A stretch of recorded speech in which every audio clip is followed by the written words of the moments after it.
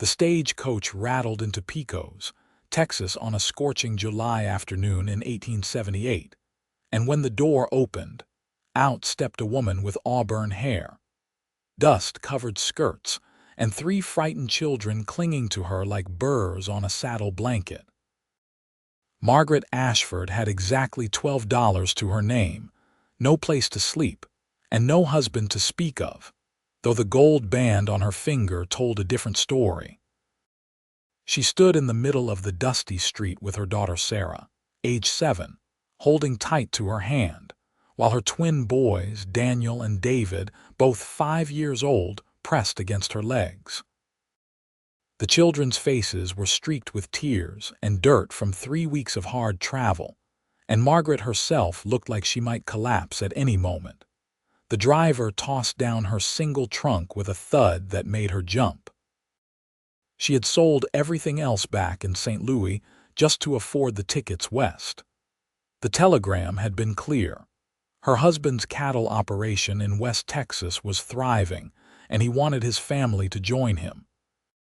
What the telegram had not mentioned was that Thomas Ashford had been trampled by a spooked horse 2 weeks before she arrived, and was buried in the small cemetery on the hill overlooking town.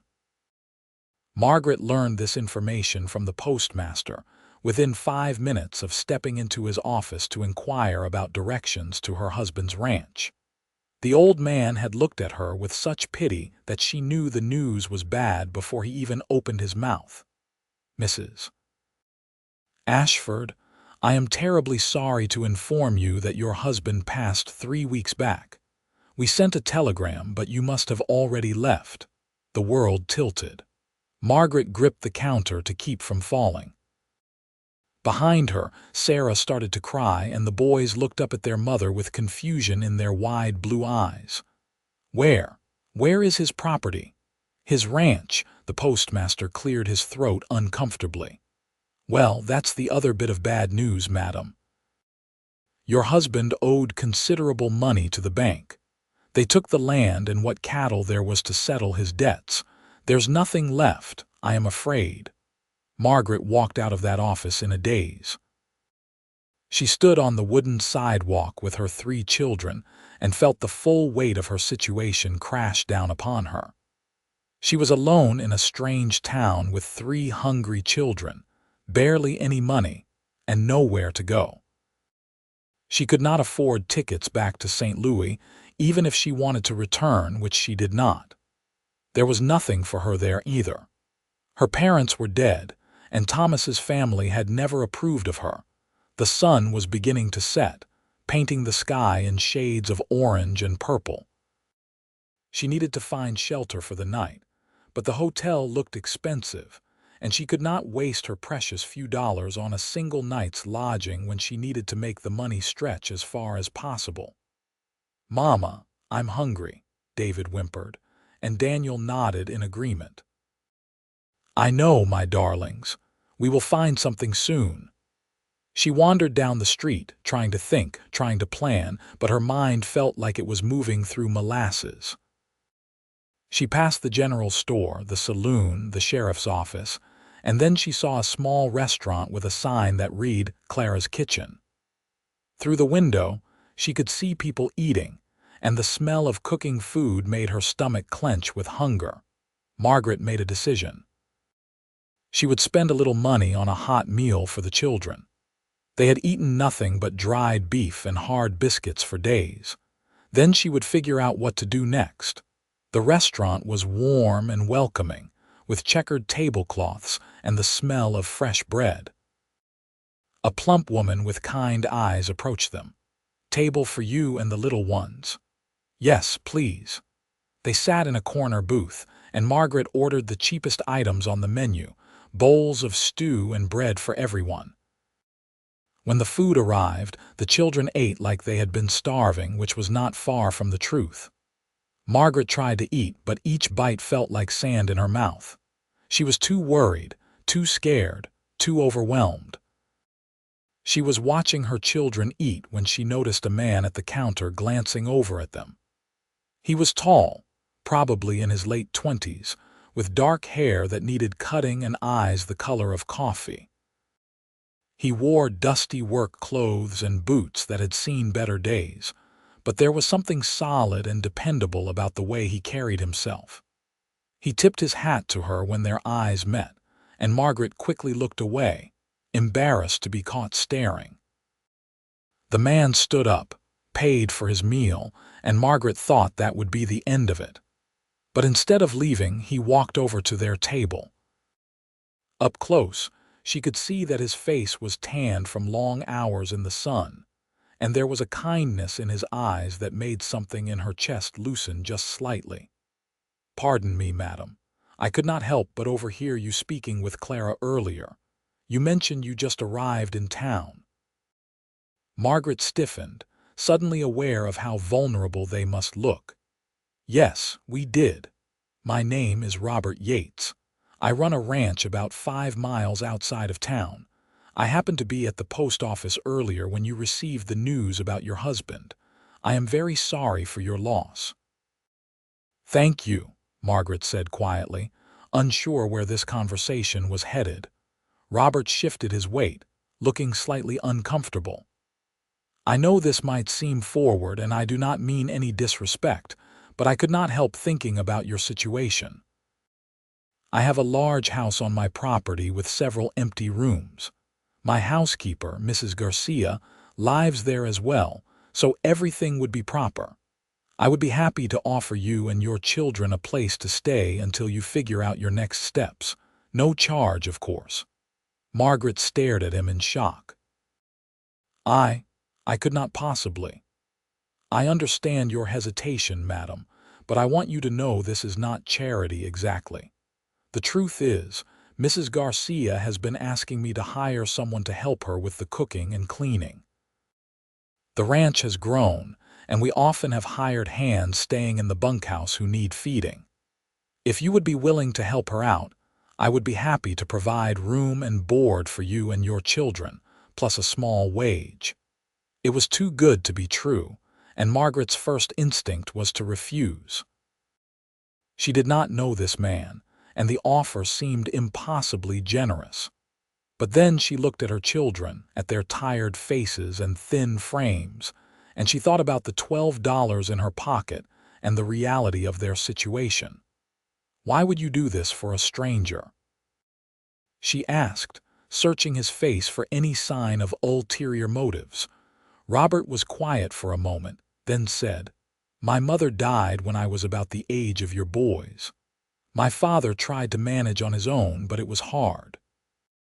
A woman named Beth Morrison took us in, gave us a place to stay, helped my father get back on his feet. She did not have to do that. She just saw people who needed help and decided to offer it. I have always remembered that kindness. Maybe this is my chance to pass it along." There was such sincerity in his voice that Margaret felt tears prick her eyes. She blinked them back quickly, not wanting to break down in front of this stranger. "I would work hard," she said. "I am a good cook, and I can clean and mend and do whatever else needs doing." "I do not doubt it," Robert said with a small smile. "Do we have an agreement then?" Margaret took a deep breath and nodded. "Yes, and thank you, Mr. Yates. You have no idea what this means to us. Call me Robert, please, and I think I have some idea." He glanced at the children who were watching him with curious eyes. "What are your names?" "I'm Sarah," the little girl said softly. "And these are my brothers, Daniel and David. Pleased to meet you all. I have a dog at the ranch named Rufus.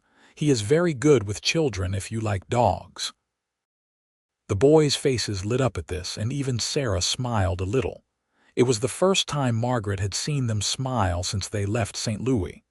"We like dogs," Daniel said eagerly. "Well, that's good news. Do you all want to come see the ranch tonight? I have my wagon just outside. We can collect your trunk and head out before it gets too dark."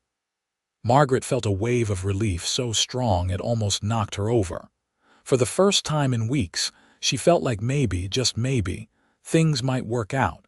They collected her trunk and climbed into Robert's wagon. The children sat in the back, already getting drowsy despite their excitement, while Margaret sat on the bench next to Robert. The sun had fully set now, and the stars were beginning to emerge in the vast Texas sky. "How long have you had your ranch?" Margaret asked, partly out of curiosity and partly to fill the silence. "About 6 years now. I started with just a small parcel of land and 20 head of cattle. It has grown quite a bit since then. I have about 300 head now, and I just purchased an adjacent property that nearly doubled my grazing land." "That's impressive," Margaret said, and she meant it. She knew enough about ranching to understand how difficult it was to build something from nothing. "It has been a lot of work," Robert admitted, "but I love it. There is something about working the land, building something with your own 2 hands. It feels honest, you know." Margaret did know. She had grown up on a small farm in Missouri before her parents died. She had loved the rhythm of farm life, the way each season brought different work and different rewards. They talked easily as the wagon rolled through the darkness, and Margaret found herself relaxing in Robert's presence. There was nothing threatening or presumptuous about him. He seemed genuinely kind, which was such a rarity that Margaret almost did not trust it. The ranch house came into view as they crested a small hill. It was a sprawling single-story structure made of wood and stone, with a wide porch that wrapped around 3 sides.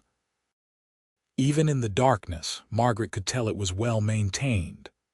There were several other buildings scattered around: a large barn, a bunkhouse, what looked like a smokehouse, and various sheds and pens.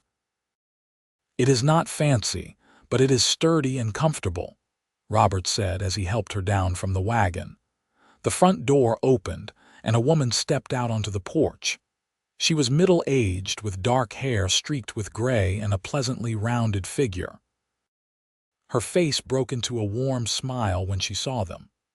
"Robert, you are back. And you brought guests, Mrs. Garcia. This is Margaret Ashford and her children, Sarah, Daniel, and David. They are going to be staying with us for a while. Margaret will be helping you with the cooking and housework." Mrs. Garcia's eyes filled with understanding and compassion as she looked at Margaret and the children. "Welcome, welcome. Come inside, all of you. You must be exhausted from your journey." The inside of the house was even more impressive than the outside. The main room was large and open, with a fireplace at one end and comfortable furniture arranged throughout. Everything was clean and well kept, though Margaret could see evidence of a bachelor household in the plain curtains and lack of decorative touches. Mrs. Garcia immediately took charge, bustling the children toward a hallway. "I have just the rooms for you. There are 2 bedrooms on the east side that have been sitting empty. One has a nice big bed for you, Mrs. Ashford, and the other has 2 small beds that will be perfect for the children." Margaret followed her down the hall, carrying a sleepy David while Daniel trudged along beside her and Robert carried Sarah, who had fallen asleep in the wagon. The rooms were simple but clean, with real beds and warm quilts and windows that looked out over the ranch. "There is a washroom just there," Mrs. Garcia pointed. "I will heat some water so you can all wash up before bed. You poor things, you look completely worn out." As Mrs. Garcia hurried off to heat water, Margaret stood in the middle of the bedroom and felt something inside her finally crack. She had been holding herself together through sheer force of will, but the kindness of these strangers, the relief of having a safe place for her children, it was all too much. Tears spilled down her cheeks, and she quickly wiped them away before the children could see. But when she turned around, Robert was standing in the doorway, and the look on his face said he had seen everything. "It is going to be all right," he said quietly. "You are safe here. Your children are safe here. Take some time to rest and recover. Everything else can wait." Margaret nodded, not trusting her voice. "Good night, Mrs. Ashford. Good night, Robert, and thank you again." He tipped his hat and disappeared down the hallway. That night, for the first time in weeks, Margaret slept deeply and dreamlessly, her children safe in the next room and a roof over their heads. The next morning, Margaret woke to the sound of roosters crowing and sunlight streaming through her window. For a moment, she forgot where she was, but then everything came flooding back. She sat up quickly, realizing she had slept far later than she intended. The sun was already well up in the sky. She dressed quickly in one of her simple work dresses and hurried to check on the children. They were still sleeping, curled up together in one bed despite having two. She smiled at the sight of them, finally looking peaceful and rested. She found Mrs. Garcia in the kitchen, already busy preparing breakfast. The older woman looked up with a smile. "Good morning. I hope you slept well." "Too well, I think. I did not mean to sleep so late. You should have woken me." "Nonsense. You needed the rest. Besides, I have been managing this kitchen for 3 years now. One more morning will not hurt me." Mrs. Garcia gestured to a chair. "Sit, have some coffee, and we can talk about how we will work together." Margaret poured herself a cup of coffee and sat down at the large wooden table. "I want you to know that I meant what I said. I will work hard. I can cook almost anything. I am good with preserving and canning. I can sew and mend, clean, whatever you need." "I can see you are a hard worker," Mrs. Garcia said warmly. "But let me tell you about our situation here. Robert is a good man, very good, but he has built this ranch up from nothing and he works himself too hard. We usually have 3 to 5 hired hands living in the bunkhouse, and they all need 3 meals a day. Robert himself eats most of his meals here in the house with me. During roundup or branding season, we might have a dozen men to feed. It is a lot of work for one person." "I understand completely. Back in Missouri, my parents ran a farm and we often had hired help that needed feeding. I know how much work it can be." "Good, good. Then here is what I suggest. We split the work. I will continue to handle breakfast and prepare the midday meal for the ranch hands. You handle the evening meal and help me with the preserving, baking, and cleaning. We can adjust as we go and see what works best. Does that sound fair?" "More than fair," Margaret said gratefully. They talked for another hour, working out the details of the household routine. Margaret learned that Robert owned over 1,000 acres now, that he was respected in the community, that he was fair to his workers and paid them well.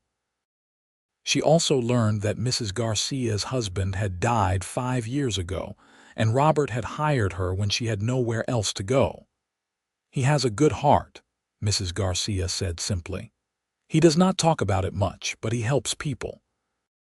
He has given jobs to men who could not find work elsewhere, given second chances to those who made mistakes.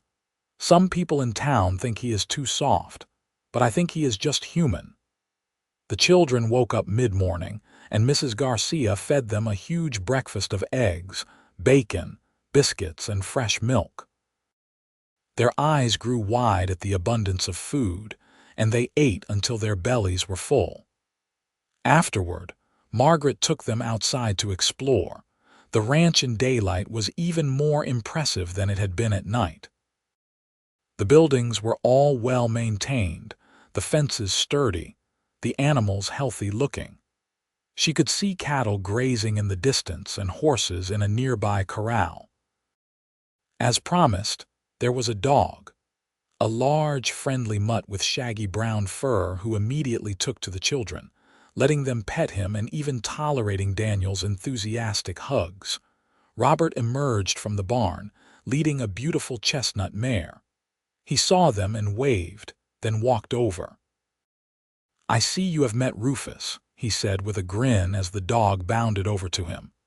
"He is wonderful," Sarah said, her face more animated than Margaret had seen it in weeks. "He is a good old boy. Are you all settling in all right?" "Very much so," Margaret said. "Mrs. Garcia has been incredibly kind and the house is lovely. I wanted to thank you again for everything." "No need for thanks. I am just glad I could help." He glanced at the children, then back at Margaret.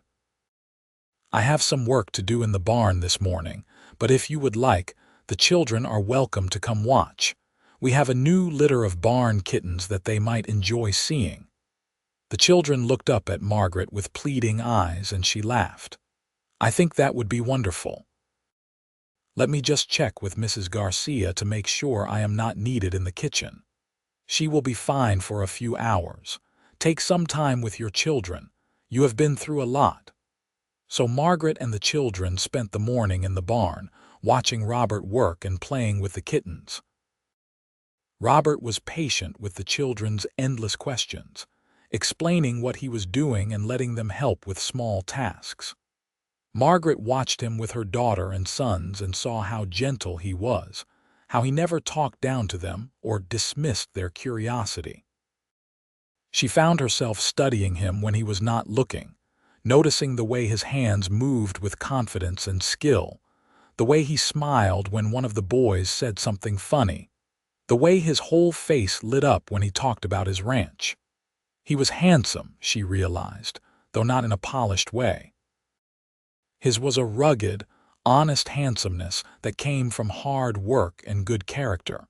She immediately felt guilty for noticing. Her husband had been dead less than a month. She should not be looking at another man, should not be noticing the way Robert's shirt stretched across his shoulders or the sound of his laugh. She turned her attention firmly back to the children. The days began to settle into a routine. Margaret threw herself into the work, determined to earn her keep. She discovered that she loved cooking for the ranch hands, loved the challenge of preparing large quantities of food, and the satisfaction of seeing hungry men eat with appreciation. She baked bread every other day, made huge pots of stew and beans, roasted chickens and beef, made pies from the preserved fruits Mrs. Garcia had put up the previous summer. The children thrived in the ranch environment. They spent their days exploring, playing with Rufus, helping with small chores, and gradually losing the haunted, scared look they had carried since leaving St. Louis. Sarah began to smile more, and the twins were constantly chattering about the horses and cows and all the new things they were learning. Robert was kind, but kept a respectful distance. He never came to the house when he did not have a legitimate reason, never lingered unnecessarily, never said or did anything that could be construed as inappropriate. Margaret appreciated his discretion, even as she found herself looking forward to the times when he did appear for the evening meal or to discuss household matters with Mrs. Garcia. 3 weeks after their arrival, Margaret was in the kitchen preparing dinner when she heard a commotion outside. She looked out the window and saw a group of men on horseback riding up to the house. Robert emerged from the barn and walked over to meet them. Even from a distance, she could tell something was wrong from his body language. The conversation grew heated, voices rising. Margaret could not hear what was being said, but she saw Robert's jaw tighten and his hands clench into fists. Finally, the men rode away, and Robert stood there for a long moment before heading toward the house. He came into the kitchen looking troubled. "Mrs. Garcia, Margaret, I need to speak with you both." They sat down at the table and Robert explained. "Those men are from the Cattlemen's Association. There has been a series of rustling incidents in the area, and they are forming a group to patrol the rangeland and protect our herds. They want me to contribute men and resources." "That sounds reasonable," Mrs. Garcia said. "It does, except that they are also talking about taking justice into their own hands if they catch the rustlers. No trial, no law, just immediate punishment. I told them I would not be part of any vigilante action, that we should work with the sheriff and handle this legally. They were not happy with my answer." Margaret felt a chill run down her spine. "What will they do? I do not know, but I wanted you both to be aware of the situation." I am going to post extra guards around the property at night, just to be safe. I do not think they will cause trouble, but I would rather be cautious." That night, Margaret lay awake listening to every sound, worried about what might happen. She thought about Robert standing up for what was right, even when it made him unpopular. She thought about how easily her safe haven could become dangerous, but the night passed quietly, and the next day brought no trouble. Life continued on. As summer turned to fall, Margaret realized she had been at the ranch for nearly 3 months. 3 months of hard work, yes, but also 3 months of healing. The constant ache of grief that had been with her since Thomas's death had softened to something more manageable. She could think about her late husband without feeling like she might collapse. She could even remember the good times they had shared, before the drinking had gotten bad, before he had left for Texas promising a better life. She also realized, with a mixture of guilt and wonder, that she had feelings for Robert Yates. It had crept up on her gradually. First, it was just appreciation for his kindness. Then it was respect for his character and the way he ran his ranch. Then it was enjoyment of his company, the way he could make her laugh with a dry observation, or the way he listened when she talked about her children. And now it was something deeper, something that made her heart beat faster when he walked into a room and made her hyper-aware of every interaction between them. She tried to hide it, tried to keep her feelings locked away where they could not cause trouble. But Mrs. Garcia was perceptive, and one afternoon while they were preserving tomatoes, she brought it up. "You care for him," she said matter-of-factly. It was not a question. Margaret's hand stilled over the jar she was filling. "I do not know what you mean. Please, I have eyes. And I have known Robert for years. I can see the way he looks at you too." Margaret's head snapped up. "He does not." "He does," Mrs. Garcia said gently, "but he is too honorable to say anything. He knows you are still grieving your husband, still finding your footing. He would never want to pressure you or make you uncomfortable." Margaret sat down heavily. "I feel so guilty. Thomas has not even been gone 6 months. What kind of woman falls for another man so quickly?" Mrs. Garcia came over and put a hand on her shoulder. "A woman who was lonely in her marriage long before her husband died. A woman who deserves happiness and love. A woman who has found a good man who could give her both. You knew about Thomas and me," I guessed. "I have seen the pattern before. A man who drinks too much, who chases dreams without thinking about his family, who leaves his wife to manage everything alone. I am sorry for his death, truly, but I do not think you lost a happy marriage." Margaret felt tears spill down her cheeks. "I tried to love him the way I should have. I wanted to be a good wife. And I am sure you were, but sometimes people cannot be saved no matter how much we love them. You gave Thomas everything you could. Now you have a chance at something different, something better. Do not let guilt rob you of that. But what if I am wrong about Robert? What if I am just grateful and confused and I am mistaking those feelings for something else?" Mrs. Garcia smiled.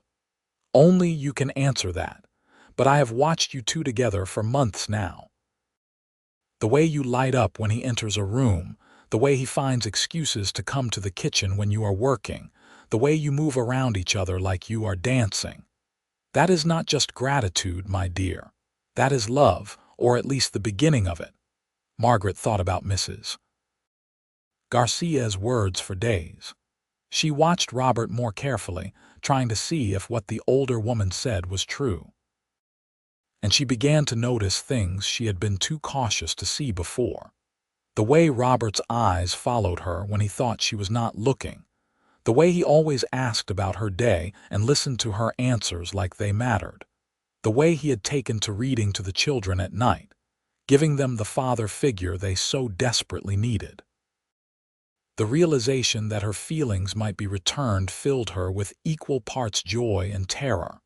October brought cooler weather and the beginning of roundup season. The ranch became busier, with extra hands hired to help move the cattle. Margaret and Mrs. Garcia were cooking for 15 men now, and the days were long and exhausting. But Margaret found she loved the challenge, loved feeling useful and capable. One evening, after an especially long day, Margaret was cleaning up the kitchen when Robert came in. He looked tired, his clothes dusty from a day on the range, but he smiled when he saw her. "You should be resting," he said. "You have been working since before dawn." "So have you," she pointed out. "True enough." He poured himself a glass of water and leaned against the counter. "The children are already asleep. I checked on them on my way in." Something about the casual way he said it, the way he checked on her children like it was the most natural thing in the world, made Margaret's heart clench. "Robert, can I ask you something?" "Of course." "Why did you really offer to help us that first day? And please, tell me the truth." Robert was quiet for a long moment, looking down at his glass. When he finally spoke, his voice was soft. "The truth is, when I saw you standing in that restaurant with your children, looking so lost and so brave at the same time, something in me just knew. I knew I could not let you face that alone. I knew I had to help, even if it was not my place, even if you might say no." "But why?" "You did not know us." He looked up at her then, and the expression in his eyes made her breath catch. "I cannot fully explain it. It was not pity, though I did feel for your situation. It was something else, something I did not quite understand at the time, but I do now." "What do you understand now?" Margaret's voice was barely a whisper. Robert set down his glass and took a step closer. "I understand that sometimes you meet someone and you just know that they are going to matter, that they are going to change everything. I felt that the moment I saw you, Margaret. And every day since then has only proven it true." Margaret's heart was pounding so hard she was sure he could hear it. "Robert, You do not have to say anything," he said quickly. "I know it has not been long since your husband passed. I know you might not feel the same way I do. I just wanted you to know that my offer of help was not entirely selfless. I wanted you here. I wanted the chance to know you, to be near you. And if that makes me less noble, so be it." "It does not make you less noble," Margaret said, taking a step toward him. "It makes you human, and honest, and brave enough to admit what you feel." "And what do you feel?" The question was tentative, hopeful, scared. Margaret took a deep breath. "I feel like I have been given a second chance at life. I feel like for the first time in years, maybe ever, I am where I am supposed to be. And I feel like I am falling in love with you, Robert Yates, even though it terrifies me." The smile that broke across Robert's face was like the sun coming out from behind clouds. "It terrifies me too," he admitted. "I have never felt this way about anyone. I do not know what I am doing." "Neither do I," Margaret said with a shaky laugh. They stood there looking at each other, and then Robert reached out and gently took her hand. It was such a simple gesture, but it felt monumental. His hand was warm and calloused from work, and Margaret's fit into it perfectly. "We will figure it out together," Robert said. "If you are willing to try." "I am willing," Margaret said. They did not kiss that night. It felt too soon, too fast, even after the confessions they had just made. But they stood there holding hands in the quiet kitchen, and it felt like a promise, like the beginning of something precious and real. The next few weeks were a dance of new love and careful boundaries. Robert courted Margaret properly, despite the unusual circumstances of them living under the same roof. He brought her wildflowers he picked on the range, asked her to walk with him in the evenings after the children were asleep, talked to her about his dreams for the ranch, and listened to her talk about her hopes for her children's future. They were chaperoned always, either by Mrs. Garcia's knowing presence, or by the fact that they were never truly alone with ranch hands and children constantly around. But the feelings between them grew deeper and stronger with each passing day. The children adored Robert, and he was wonderful with them. He taught the boys to ride on the gentlest horse in his string, helped Sarah overcome her fear of the chickens so she could collect eggs, told them stories about growing up on the frontier, and treated them with the kind of patient affection that made Margaret fall even more in love with him. In early November, Robert asked Margaret to marry him. They were standing on the porch watching the sunset, the children inside playing a game with Mrs. Garcia. Robert had been quiet all evening, and Margaret could tell something was on his mind. "Margaret," he said finally, turning to face her. "I know it has not been long. I know some people might think it is too soon or improper, but I do not care what people think. I love you.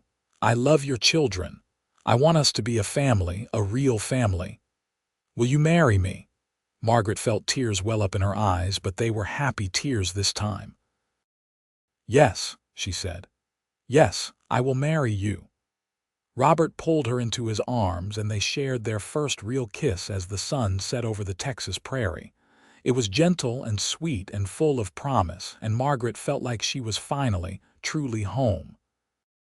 They were married 3 weeks later in a simple ceremony at the small church in Pecos. Margaret wore a new dress that Mrs. Garcia had helped her sew, a simple but elegant design in deep blue that brought out her eyes. Sarah was her bridesmaid, and the twins stood with Robert, looking proud and important in their new shirts. The whole town turned out for the wedding, curious about the widow who had captured the heart of one of their most eligible bachelors. There was some gossip, some whispers about how quickly she had remarried, but Margaret found she did not care. She was marrying a good man who loved her and her children, and that was all that mattered. At the reception held at the ranch, one of the older women in town approached Margaret. Her expression was kind but serious. "I knew your first husband a bit," she said. "He used to come into town before he died. I am sorry for his passing, but I will be honest with you. He was not a good man. He drank too much and gambled and did not treat people well. You deserve better, and Robert Yates is better. Be happy, dear. Do not let anyone make you feel guilty for choosing happiness." Margaret thanked her, touched by the unexpected support. That night, after the guests had left and the children were asleep, Margaret and Robert finally had time alone as husband and wife. Robert carried her over the threshold of the bedroom that was now theirs, and Margaret laughed at the old-fashioned gesture. "I want to do this right," Robert said, setting her down gently. "I want to give you everything you deserve." "You already have," Margaret said softly. "You gave me hope when I had none. You gave my children a home and a father. You gave me love when I thought I would never feel it again." "That is everything, Robert." Their wedding night was tender and passionate. Two people who had been alone for so long finally finding connection and intimacy with someone who truly loved them. Afterward, lying in Robert's arms, Margaret felt a peace she had never known before. "I arrived here with 3 children and no husband," she said softly. "And you gave me both a home and a family." Robert kissed her forehead. "You gave me just as much. You gave me a reason to come home at the end of the day, a purpose beyond just building a ranch. You gave me love and laughter and those 3 amazing children. I am the one who gained everything." Winter settled over the ranch, and with it came a quieter rhythm. The hard work of roundup was done, and there was time to rest and simply be a family. Robert taught the boys to fish in the creek that ran through his property, and helped Sarah learn to sew with Mrs. Garcia. Margaret decorated the house for Christmas, adding the touches of warmth and home that had been missing from the bachelor household. On Christmas morning, the children woke to find gifts under the tree. Dolls and wooden toys that Robert had spent hours making in secret, new clothes that Margaret had sewn, books and candy, and everything they could have wished for. But the best gift, Margaret thought as she watched her children playing with their new treasures while Robert sat nearby with his arm around her. Was this a real family, a real home, real love? In January, Margaret discovered she was pregnant. She told Robert one evening after dinner, nervous about how he would react. They had not discussed having more children, and she worried it might be too much too soon. But Robert's face lit up with joy. "Truly, we are going to have a baby." "Yes. Are you happy?" "Happy." "Margaret, I am over the moon." He picked her up and spun her around, making her laugh. Then he set her down carefully, suddenly worried. "Should I not have done that? Is it safe?" "I am pregnant, not made of glass," Margaret said with amusement. "But yes, you should probably avoid spinning me around." They told the children that night, and Sarah immediately announced she hoped for a sister while the boys wanted a brother. Either way, they were all excited about the baby. The pregnancy progressed smoothly, and as spring arrived and Margaret's belly grew round, Robert became increasingly protective and attentive. He insisted she not work too hard, brought her breakfast in bed, rubbed her swollen feet in the evenings, and talked to the baby every night, telling it about the ranch and how much it was already loved. Mrs. Garcia was delighted by the pregnancy and took great joy in preparing the nursery and knitting tiny clothes. She had become like a grandmother to the children, and they loved her dearly. In late May, just as the wildflowers were blooming across the prairie, Margaret went into labor. Robert was terrified, pacing the hallway outside their room while Mrs. Garcia and the doctor tended to Margaret. The children stayed with one of the ranch hands in the bunkhouse, kept safely away from the activity. Labor was long and difficult, and there were moments when Robert thought he might lose his mind from worry. But finally, after nearly 12 hours, he heard the sound he had been waiting for, a baby's cry. The doctor emerged looking tired but pleased. "You have a healthy son, Mr. Yates. And your wife is doing well. You can go in and see them now." Robert rushed into the room and found Margaret propped up in bed, looking exhausted but radiant, holding a tiny bundle wrapped in a soft blanket. He approached slowly, almost reverently, and looked down at his son for the first time. The baby had dark hair like his and Margaret's delicate features. He was perfect, absolutely perfect. "You want to hold him?" Margaret asked softly. Robert nodded, not trusting his voice. Margaret placed the baby in his arms, and Robert felt something shift in his chest, a fierce protective love that took his breath away. "What should we name him?" Margaret asked. They had discussed names but had not settled on anything definite. Robert looked down at the tiny face, the small fingers curled into fists, and said, "What about Matthew? It means gift of God, and that is what he is, what you all are. Gifts I never expected but am so grateful for." "Matthew Yates," Margaret said, trying it out. "I love it. Matthew Robert Yates." The children were brought in to meet their new brother, and they crowded around the bed with excitement and wonder. Sarah gently touched the baby's hand, and the twins peered at him with fascination. "He is so small," Daniel whispered. "You were that small once," Margaret told him. "Can we teach him to ride horses when he is bigger?" David asked Robert. "Absolutely," Robert said with a grin. "When he is old enough, we will all teach him together." The months after Matthew's birth were busy and chaotic in the best possible way. The ranch continued to thrive, and Robert's reputation as a fair and honest cattleman grew. He hired more permanent hands and expanded his operations, all while being present for his growing family. Margaret had never been happier. She loved her life on the ranch, loved cooking and caring for her home, loved watching her children grow and thrive. Sarah was learning to read and write from Mrs. Garcia, and the boys were becoming skilled riders. Baby Matthew was a happy, healthy baby who rarely cried and seemed to love nothing more than being carried around the ranch by his father. The love between Margaret and Robert only deepened with time.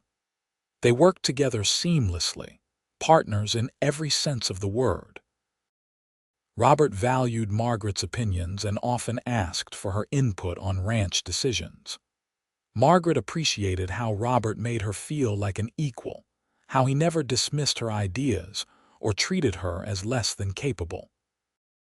Their physical relationship remained passionate and tender, and they often joked about how they could hardly keep their hands off each other even after months of marriage.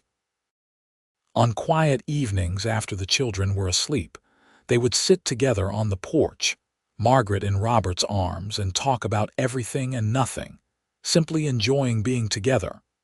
2 years after Matthew's birth, Margaret gave birth to another child, a daughter they named Emily. Robert was just as attentive and nervous as he had been the first time, and just as overjoyed when he met his daughter. Emily had Margaret's auburn hair and Robert's dark eyes, and she was doted on by her entire family. The ranch continued to prosper. Robert's fair treatment of his workers and his reputation for honesty meant he had no trouble hiring good men. The cattle business was booming, and while there were challenges, droughts and diseases and market fluctuations, Robert navigated them all with skill and determination. Margaret's 3 older children grew into capable, kind young people. Sarah developed a talent for healing and often helped the doctor in town with minor injuries and illnesses. The twins became expert horsemen and helped Robert manage the cattle. They never forgot their birth father, and Margaret made sure they knew about Thomas, but they loved Robert as their true father in every way that mattered. On a warm evening in June, 5 years after Margaret had first arrived in Pecos with 3 frightened children and $12 to her name, she stood on the porch of the ranch house and looked out at the life she had built. In the distance, she could see Robert riding in from checking the herd, the twins with him. Closer by, Sarah was hanging laundry while keeping an eye on young Matthew and Emily, who were playing with Rufus in the yard. Mrs. Garcia's voice drifted from the kitchen where she was preparing dinner, humming an old Spanish song. Margaret thought about the terrified, desperate woman she had been when she stepped off that stagecoach. She had lost everything and thought her life was over. But instead, she had found everything she never knew she needed. Robert rode up and dismounted, handing his horse off to one of the hands. He bounded up the porch steps and pulled Margaret into his arms, kissing her soundly despite the children's good-natured groans of "not again" from the yard. "What was that for?" Margaret asked, laughing. "Do I need a reason to kiss my beautiful wife? I suppose not." Robert's expression grew more serious, though his eyes still sparkled with happiness. "I was thinking today about how lucky I am. 5 years ago, I was alone out here with nothing but a dream and a lot of hard work ahead of me. Now I have you, and the children, and a life I could not have imagined. You changed everything, Margaret." "We changed everything together," Margaret corrected. "You gave us a home when we had nothing. You loved us when you had no reason to. You became a father to children who were not yours by blood but are yours in every other way." "They are mine," Robert said firmly. "Sarah, Daniel, David, they are my children just as much as Matthew and Emily are. There is no difference in my heart." Margaret kissed him again, this time slowly and sweetly. "I know, and they know. That is what makes you such a good man, Robert Yates." "Come on," Robert said, taking her hand. "Let's get the children and go eat. I am starving and Mrs. Garcia made her special enchiladas." They walked down the porch steps together, and the children ran over to greet Robert, all talking at once about their day. Robert listened to each of them, giving them his full attention, asking questions and praising their accomplishments. As they all headed inside for dinner, Margaret paused for just a moment to look at her family, at the home they had built together, at the life that had seemed impossible just 5 years ago. She had arrived in Pecos with 3 children and no husband, alone and afraid and certain that her life was over. But a cowboy with a kind heart and honest eyes had seen her, really seen her, and said the words that changed everything.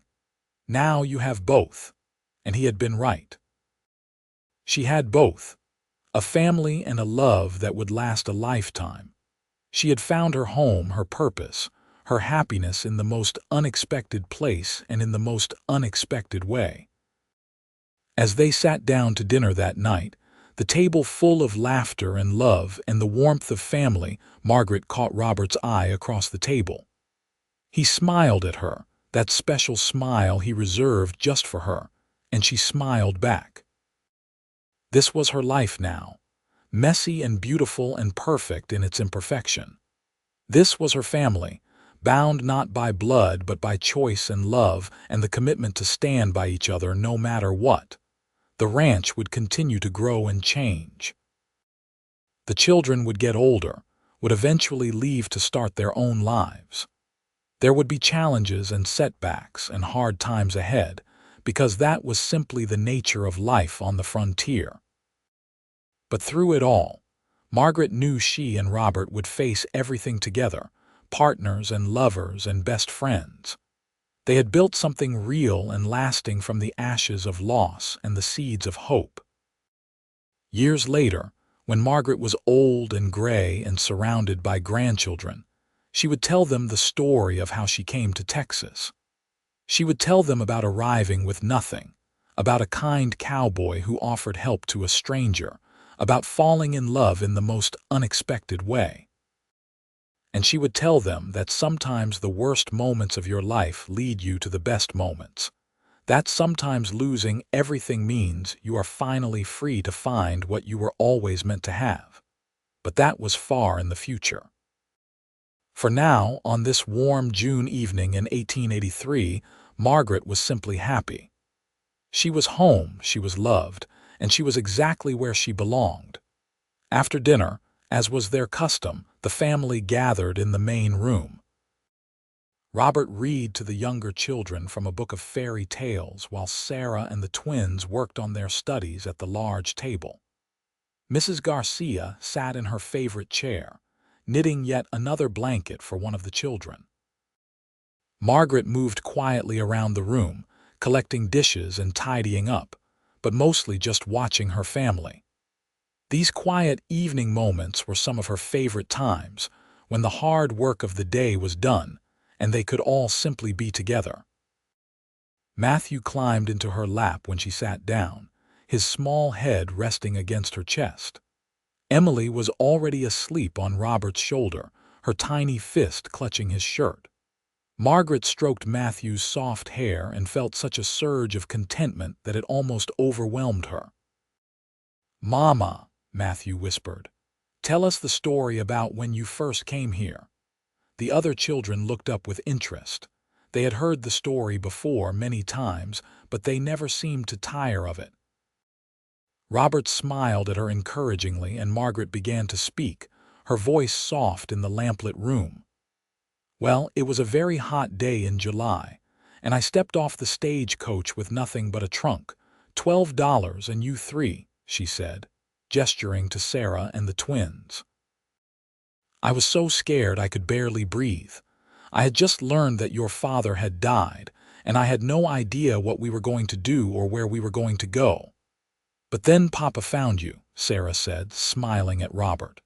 "Then your Papa found us," Margaret agreed. "He walked into the restaurant where we were eating and he saw us sitting there, and he did something incredibly brave and kind. He offered us a home, even though he did not know us at all. Because he knew you were supposed to be a family," Daniel said. It was his favorite part of the story. "That is right," Robert said, his eyes meeting Margaret's. "I knew the moment I saw your mother that she was special, that you were all special. And I knew I wanted to help, but more than that, I wanted to know you, to be part of your lives." "And then you fell in love," David added with a grin. "And then we fell in love," Margaret confirmed. "It was not immediate and it was not simple.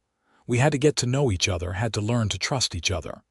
But every day I fell a little more in love with your father, with his kindness, his strength, his goodness. And eventually, he asked me to marry him, and I said yes. And then we became a real family, Sarah said softly. We were always a real family, Robert corrected gently. From the moment you all came to live here, you were my family. The wedding just made it official. Margaret felt tears prick her eyes, as she always did when they talked about this. She still could not quite believe how blessed she was, how much her life had changed. The point of the story, she said, looking at each of her children in turn, is that sometimes the worst things that happen to us lead to the best things. Sometimes we have to go through hard times to get to the happiness on the other side. And sometimes the people we least expect turn out to be exactly who we need. The children nodded solemnly, taking in the lesson. Then Matthew yawned widely and Margaret laughed. All right, I think that is enough storytelling for tonight. Time for bed. There were the usual protests, but eventually all the children were herded off to their rooms. Robert carried Emily while Margaret held Matthew's hand, and Sarah helped the twins gather their things. After the children were tucked in and prayers were said and final drinks of water were delivered, Margaret and Robert finally made their way to their own bedroom. Mrs. Garcia had long since retired to her room on the other side of the house, and the ranch was quiet except for the normal sounds of night. Cattle lowing in the distance, horses shifting in the barn, the wind rustling through the grass.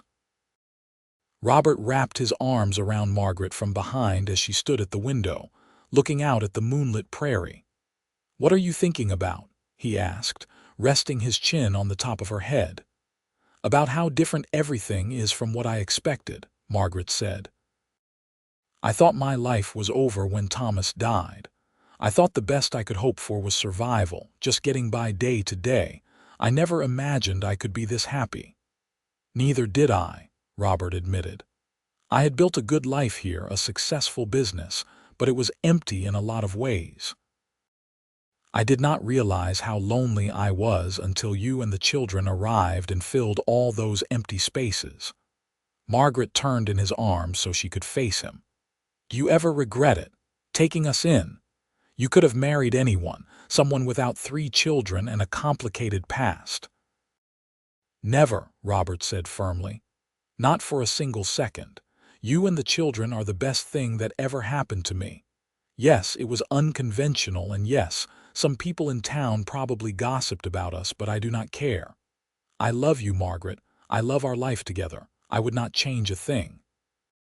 They kissed then, a deep, passionate kiss that still made Margaret's heart race even after years of marriage.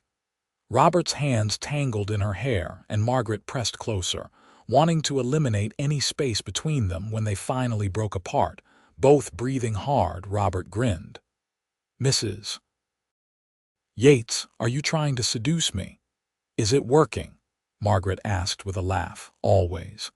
They made love slowly and tenderly that night, taking their time to explore and savor each other. Afterward, lying tangled together in their bed, Margaret traced idle patterns on Robert's chest. "Do you think we will have more children?" she asked. "Do you want more?" Margaret considered. "I would not mind. I love being a mother and you are such a wonderful father, but I am also happy with the family we have. 5 children is quite a lot already." "It is," Robert agreed with a chuckle. "But I agree with you. If we are blessed with more children, I will be thrilled. If not, I am more than content with our current brood." "Our current brood," Margaret repeated with amusement. "You make them sound like chickens." "Well, they are about as chaotic as a henhouse sometimes." They laughed together, comfortable and easy with each other in a way that Margaret had never experienced in her first marriage. With Thomas, there had always been tension, always an undercurrent of worry about his drinking or his gambling or his temper. With Robert, there was peace. They disagreed sometimes, certainly, and had their moments of frustration with each other, but it was always resolved with communication and respect. "Robert," Margaret said softly, "thank you." "For what?" "For everything. For seeing us that day in the restaurant and not just walking away. For offering us a home. For loving my children as your own. For being patient with me while I grieved and figured out who I was. For being exactly the man I needed, even though I did not know I needed you." Robert kissed her forehead tenderly. "You do not need to thank me, love. You gave me just as much. You made this house a home. You gave me a family, a purpose beyond just building a ranch. You showed me what it means to truly love someone, to build a life together. If anything, I should be thanking you." "Then we will just agree that we are both grateful," Margaret said with a smile. "Agreed." They fell asleep in each other's arms as they did every night, safe and warm and loved. The years continued to pass, each one bringing new joys and challenges. The ranch prospered, becoming one of the most successful operations in the area. Robert's reputation for honesty and fair dealing meant he was often sought out for advice by other ranchers, and he became a respected voice in the community. Margaret continued to manage the household with Mrs. Garcia's help, though as the children got older, they took on more responsibilities. Sarah became interested in medicine and began apprenticing with the doctor in town, showing real aptitude for healing. The twins developed into strong, capable young men who loved working the ranch and seemed destined to follow in Robert's footsteps. Matthew and Emily grew up surrounded by love and security, never knowing the fear and uncertainty that their older siblings had experienced in their early years. They were confident, happy children who took it for granted that they were loved and valued. When Sarah turned 18, she received a proposal from the doctor's son, a kind young man who shared her passion for medicine. Robert walked her down the aisle with tears in his eyes, and Margaret cried through the entire ceremony, overwhelmed with joy and pride for the young woman her daughter had become. The twins left for a year to work on a ranch in Montana, wanting to see more of the world and learn from other cattlemen before settling down. It was hard to see them go, but Margaret and Robert were proud of their independence and ambition. Through it all, the love between Margaret and Robert remained strong. They still stole kisses in the kitchen, still held hands when they walked together, still looked at each other across a crowded room and smiled secret smiles that were just for them. On their 10th wedding anniversary, Robert surprised Margaret with a trip to San Antonio. It was the first time they had been away from the ranch and the children for more than a day, and while Margaret missed them, she also relished the chance to have Robert all to herself. They stayed in a fine hotel, ate in restaurants, went to the theater, and simply enjoyed being a couple without the responsibilities and demands of ranch life. On their last night, as they danced in the hotel ballroom, Robert pulled her close and whispered in her ear, "Do you remember what you said to me that first night after I asked you to come to the ranch?" "I said a lot of things," Margaret replied. "You said you would work hard, that you were a good cook and could do whatever needed doing. You were so determined to earn your keep, to prove your worth." "I remember. I was terrified you would regret helping us. I want you to know that you were never a burden, never charity, never just a housekeeper. From the very beginning, you were someone special, and every day since then, you have exceeded even my highest expectations. You are an incredible mother, a brilliant partner, a passionate lover, and my very best friend. I love you more now than I did 10 years ago, and I did not think that was possible." Margaret felt tears streaming down her face, but they were happy tears. "I love you too, Robert. You saved us, you know, not just by giving us a home, but by showing us what love really looks like, what family really means. You taught my children that they were worthy of love and protection. You taught me that I deserve to be treated with respect and kindness. You changed everything." They kissed there on the dance floor, not caring who saw, lost in each other and the love that had transformed both their lives. When they returned to the ranch, they were greeted with chaos. Matthew had broken his arm falling out of a tree. Emily had lost a tooth, Mrs. Garcia's nephew had arrived for an unexpected visit, and one of the cows had gotten into the vegetable garden and destroyed half the crops. Margaret and Robert looked at each other and laughed. This was their life. Messy, chaotic, unpredictable, and absolutely perfect. More years passed. The twins returned from Montana with new skills and new stories, and they began taking on more of the ranch management, allowing Robert to step back a little. Sarah had her first baby, making Margaret and Robert grandparents for the first time. Matthew showed an interest in law and began studying with the town lawyer, while Emily discovered a talent for music and spent hours at the piano Robert had surprised her with on her 12th birthday. As Margaret entered her 40s, she found herself reflecting more on the journey that had brought her to this point. She thought about the young woman who had stepped off that stagecoach, terrified and alone. She thought about how close she had come to giving up, to letting despair win. And she thought about Robert, about the cowboy with kind eyes who had seen her at her lowest point and offered her hope. One evening, as they sat on the porch watching the sunset, the same porch where Robert had proposed all those years ago, Margaret said something she had been thinking about for a while. "I want to help other women," she said. Robert looked at her with interest.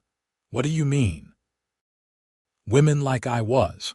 Women who arrive in town with nothing, who are desperate and scared and do not know where to turn. I want to create a place where they can stay temporarily, where they can get help finding work or learning skills. A safe place." Robert was quiet for a moment, considering. Then he smiled. "I think that is a wonderful idea. We have the resources to do something like that. We could convert the old barn on the south pasture into a boarding house. It would need a lot of work, but it is structurally sound." Margaret felt a surge of excitement. "Really? You would support this?" "Of course. You know your own story better than anyone. If you feel called to help other women who are in similar situations, then we should do it. It is a good use of our resources and a way to give back to the community." They spent the next year planning and building. The old barn was transformed into a comfortable boarding house with several private rooms, a communal kitchen and dining area, and a large common room where the women could gather. Margaret hired a manager to run the day-to-day operations, but she visited frequently, talking with the women, helping them find work, teaching them skills. The boarding house became known throughout the region as a place of hope for women in desperate circumstances. Widows, women fleeing bad situations, women who had fallen on hard times, they all found refuge there. Margaret made sure they were treated with dignity and respect, that they were given real help and not just charity. Many of the women who came through the boarding house went on to build successful, independent lives.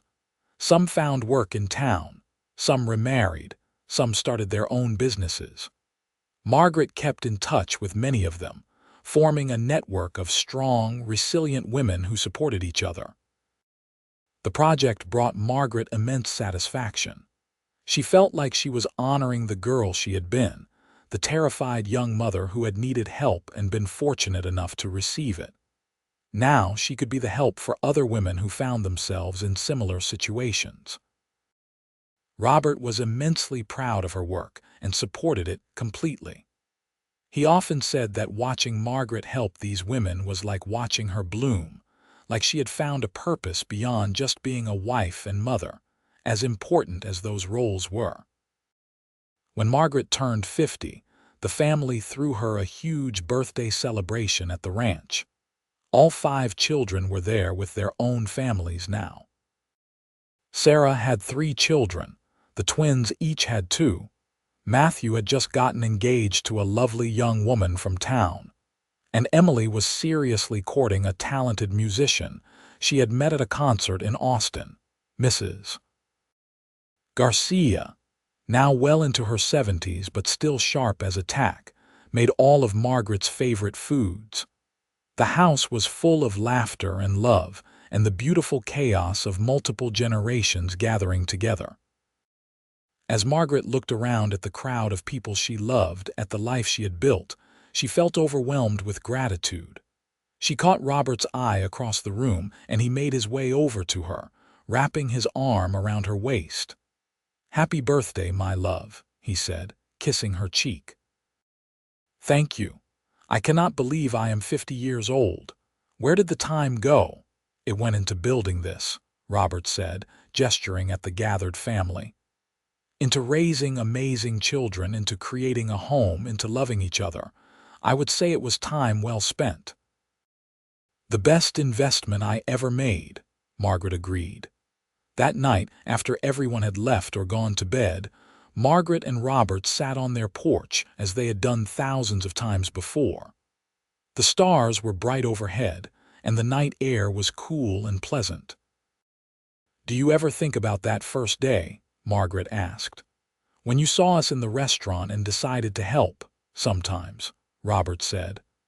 "I remember thinking you were beautiful, even covered in dust and looking exhausted. I remember the way you held your children close, so protective and fierce.